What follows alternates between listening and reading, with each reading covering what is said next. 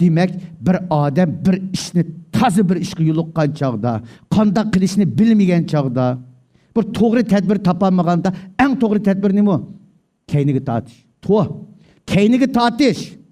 Vaqtni keyniga tortgan keyin, vaqt bo'lgan keyin uni hal qilish chorasi chiqadi. Demak, Sunjang ustdi. 40 kun vaqtni tortdi Nazir Chiroqqa. Nima chorani topdi?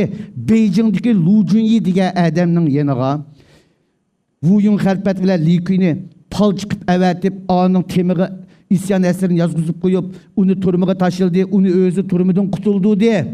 Liangshanga chiqdi. Uni atamanlikqa ko'katdi. Nima uchun?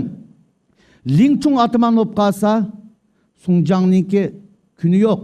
Lingchung degan eng ko'ni zig'idagi odam Liangshanga. Lekin yangi keldi xundim birni. Yangi keldi xundim birni kelib ataman qisma ko'nilar uni e'tirof qilmaydi-ku.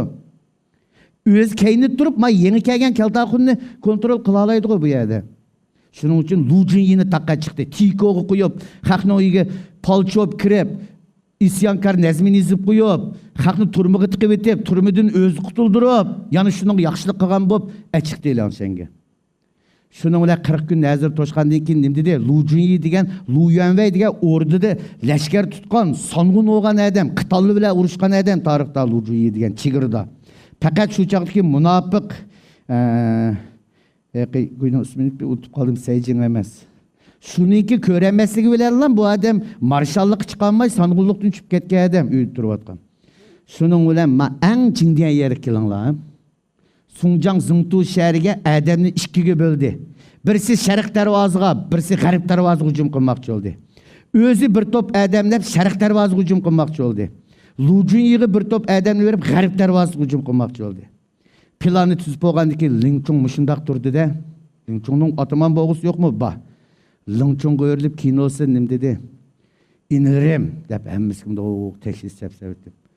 Liangshan bizning asosimiz dedi. Bizning bazimiz demakchi. Liangshanga eng ishonchlik, eng hurmatga sazovar, eng qobiliyatli bir odam kelib Liangshanni saqlamasa, hargiz olmaydi. Deb bopli o'rnatlar uchun qarab. Inim bu yerda sizdan bu o'ringa maskildigan odam yo'q. Liangshan sizga omonat qoldi dedi. Demek Lingchung bichara ataman buluş fursatidan mahrum bo'ldi. U Liangshanni beqib qolgan keyin Shuvungni o'ltirmaydi-da Liangshan turib. Demek eng o'ziniki raqobatchisini ataman buluşga salay to'shadigan bir odamni ma cho'ng qalpoqni kiydirib eshakka mindirib qo'yib Liangshanni tashlab qo'ydi. Uning ya yoqdigi